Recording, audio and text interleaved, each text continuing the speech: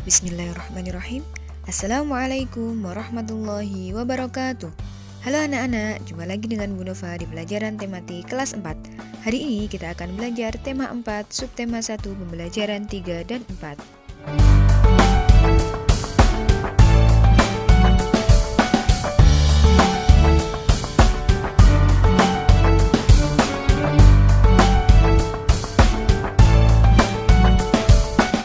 Pembelajaran 3. Warisan budaya Indonesia yang dikenal dunia tidak hanya batik. Di bidang olahraga, pencaksilat juga merupakan warisan budaya yang mendunia. Tahukah kamu pesilat Indonesia? Nah, anak-anak, di halaman 21 ini ada sebuah bacaan tentang pesilat Indonesia yang sudah dikenal di kancah dunia, yakni Iko Uwais. Nah, berkaitan dengan bidang olahraga, pencaksilat ini akan kalian pelajari lebih lanjut di mata pelajaran PJOK ya. Anak-anak, kemarin kalian sudah belajar tentang pentingnya bekerja dan berbagai macam pekerjaan, khususnya yang berkaitan dengan pengolahan tanaman teh. Sekarang, ada sebuah bacaan tentang semut dan belalang. Cerita ini akan memberi contoh akibat seseorang yang tidak mau bekerja. Ayo kita baca bersama-sama. Semut dan belalang. Di tengah hutan hiduplah seekor semut yang sangat rajin. Setiap hari semut itu selalu bekerja mengumpulkan makanan dan menyimpannya di dalam lumbung. Teriknya matahari dan derasnya air hujan tidak mengurangi semangat sang semut untuk mengumpulkan makanan. Dengan bersusah payah, sang semut bekerja keras untuk membawa makanan kemudian dikumpulkan dan disimpan di dalam lumbung rumahnya. Pada suatu hari ketika sedang bekerja, sang semut bertemu dengan seekor belalang yang sedang asik berjemur sambil bermalas-malasan. "Hei Mut, kamu sedang apa?" tanya belalang. "Aku sedang mengumpulkan makanan untuk persiapan musim dingin," jawab semut. "Ah, buat apa kamu melakukannya sekarang? Musim dingin masih lama. Lebih baik kita bermalas-malasan dahulu," kata belalang lagi. Sang semut tidak memedulikan belalang. Ia tetap bekerja mengumpulkan makanan yang dijumpainya. Demikianlah sepanjang hari sang semut sibuk bekerja, sementara sang belalang bermalas-malasan.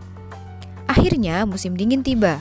Sang semut yang rajin itu duduk dengan nyaman di dalam rumahnya yang hangat. Ia menikmati makanannya yang berlimpah. Belalang termenung sedih di rumahnya karena tidak memiliki makanan sedikit pun. Saat belalang hampir mati kelaparan, sang semut datang dan memberinya makanan. Sejak saat itu, sang belalang rajin bekerja mengumpulkan makanan seperti sang semut. Dalam sebuah cerita, salah satu unsur yang sangat penting adalah tokoh. Tokoh ini merupakan pelaku yang diceritakan. Nah, berdasarkan perannya, tokoh dibagi menjadi dua, yaitu tokoh utama dan tokoh pembantu. Tokoh utama adalah tokoh yang sering muncul, biasanya ada di awal sampai akhir cerita. Nah, tokoh utama ini juga menjadi pusat dari sebuah cerita. Sedangkan tokoh pembantu adalah tokoh yang berperan untuk mendukung tokoh utama atau sebagai pelengkap. Biasanya tidak terlalu sering munculnya dalam sebuah cerita. Tokoh dalam sebuah cerita bisa manusia, hewan, ataupun tumbuhan. Nah, untuk teks ini tokohnya adalah hewan. Jadi cerita ini disebut sebagai cerita fabel. Nah, di sini kita juga bisa menentukan tokoh utama dan tokoh pembantunya, yaitu tokoh utamanya yang diceritakan dari awal sampai akhir adalah semut dan tokoh pembantu atau pelengkapnya yaitu belalang. Tokoh dalam sebuah cerita juga memiliki karakter yang berbeda-beda. Nah, sebagai pembaca, kita juga bisa memberikan pendapat terhadap perilaku tokoh tersebut. Untuk dapat memberikan pendapat terhadap perilaku tokoh, langkah-langkahnya adalah sebagai berikut. Yang pertama, membaca dengan seksama jalannya cerita, seperti yang sudah kita lakukan tadi. Kemudian, memperhatikan setiap perkataan dan perbuatan tokoh di dalam cerita, dan memperhatikan gambaran lingkungan kehidupan dari tokoh dalam sebuah cerita. Nah, sekarang kalian bisa mengungkapkan pendapat kalian tentang sikap yang diperlihatkan oleh semut dan belalang. Masih ingatkah kalian tentang sumber daya alam? Ya, sumber daya alam merupakan segala sesuatu yang ada di alam yang dapat digunakan untuk memenuhi kebutuhan manusia. Agar sumber daya alam tetap tersedia dan bisa memenuhi kebutuhan manusia, maka kita tidak boleh merusaknya dan harus menjaganya. Tahukah kalian siapa yang bekerja agar lingkungan tetap terlindungi? Mereka adalah pecinta lingkungan. Mereka merupakan orang-orang yang bekerja untuk melindungi lingkungan tanpa imbalan atau bayaran. Pecinta lingkungan bekerja di berbagai wilayah. Kalian juga bisa menjadi seperti mereka. Tugas pecinta lingkungan ini adalah menjaga lingkungan dari kerusakan dan pencemaran akibat ulah manusia. Kalian bisa menjaga lingkungan dengan melakukan kegiatan yang direncanakan seperti tabel berikut ini. Contohnya, sumber daya alam yang akan dijaga adalah sungai. Kemudian rencana kegiatannya, tidak membuang sampah ke dalam sungai, membersihkan sungai dari segala sesuatu yang menghambat aliran air dan menanami pohon di sekitar sungai. Alat-alat yang dibutuhkan yaitu keranjang sampah, cangkul, bibit pohon, dan lain sebagainya. Pembelajaran 4. Pengetahuan apa saja yang harus dimiliki oleh seseorang yang bekerja? Apa yang akan terjadi jika mereka tidak memiliki nilai-nilai itu? Saat seseorang bekerja, mereka harus mempunyai nilai-nilai yang baik. Jujur dan kerja keras adalah nilai yang harus dimiliki. Apa yang dimaksud jujur? Apa contohnya? Ayo kita simak cerpen berikut ini. Pemimpin idola, pemimpin yang jujur. Ida, temanku sebangku, mungil, berkulit hitam manis, tidak banyak bicara dan pandai, itulah cirinya. Ia seorang anak yang sederhana. Ayahnya sudah lama meninggal. Ia tinggal bersama ibu dan adiknya. Ida anak yang sangat pandai. Nilai-nilainya yang selalu bagus memberinya kesempatan meneruskan sekolah tanpa biaya. Semua buku pelajaran dan perlengkapan ditanggung oleh sekolah. Ida tak pernah malu dengan kondisi keluarganya. Bahkan ia semakin rajin belajar dan terus berprestasi. Ida juga selalu menjadi tempat bertanya jika teman-temannya mengalami kesulitan dalam pelajaran. Teman-teman memilih Ida sebagai ketua kelas. Pandai, tenang, dapat berkomunikasi dengan baik, serta mampu menjaga ketertiban kelas menjadi modal utamanya. Hari ini Ibu Tati mengingatkan tentang ulangan matematika. Sebagian siswa tidak siap, termasuk Gugut, si jagoan bola yang duduk di belakang kami. Waduh, saya belum belajar, Bu. Kemarin saya seharian bermain bola sampai sore. Pulang ke rumah langsung tidur, Bu, protesnya. Ulangan tetap berlangsung. Gugut resah. Ia menengok ke kiri dan ke kanan. Tiba-tiba, ditendangnya kursi Ida dari belakang. Shh! Ida, bantu aku dong. Geser sedikit ke kiri, agar aku bisa melihat jawaban di kertas ulanganmu, pinta Gugut. Ida bergeming. Ia hanya menggelengkan kepala pelan, tanpa menengok ke belakang. Gugut mengganggunya lagi.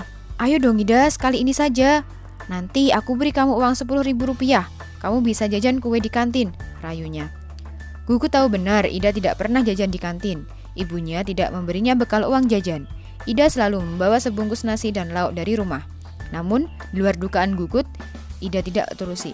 Sekali lagi ia menggeleng pelan. Sampai waktu berakhir, Gugut terpaksa menyerahkan kertas ulangannya dengan lunglai.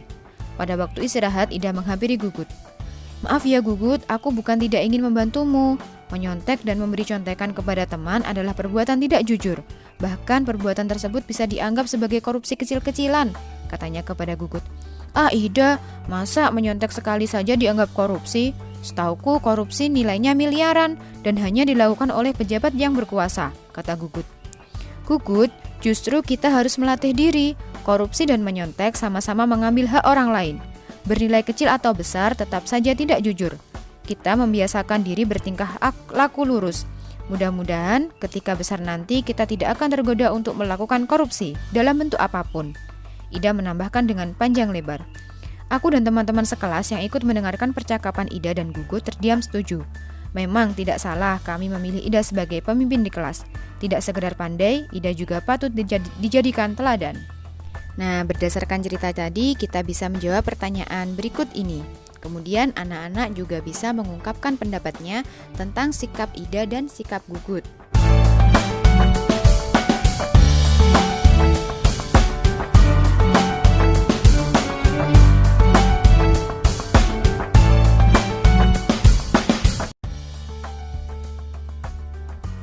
Sila pertama mengajarkan bahwa pemeluk agama harus taat dengan aturan agamanya. Setiap agama pasti mengajarkan pemeluknya untuk berbuat jujur.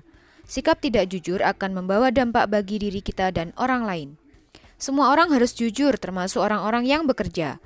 Benar kata Ida, mungkin tindakan tidak jujur ketika sekolah adalah mencontek. Dan tindakan tidak jujur ketika sudah bekerja bisa korupsi, yaitu mengambil sesuatu yang bukan miliknya. Nah anak-anak, mulai dari sekarang kita tingkatkan ya sikap jujur dimanapun kita berada. Kemudian kita tetap berusaha dan tidak mudah menyerah. Dan selalu mencintai lingkungan dengan menjaga dan tidak merusaknya. Untuk tugas hari ini, silakan anak-anak memilih 2 macam jenis sumber daya alam yang ingin dijaga dan merencanakan kegiatan seperti yang sudah dicontohkan pada tabel. Boleh pohon atau tanaman, kemudian tanah atau lahan yang kosong, nah itu bebas. Baik, sekian materi hari ini, semoga bermanfaat. Wassalamualaikum warahmatullahi wabarakatuh.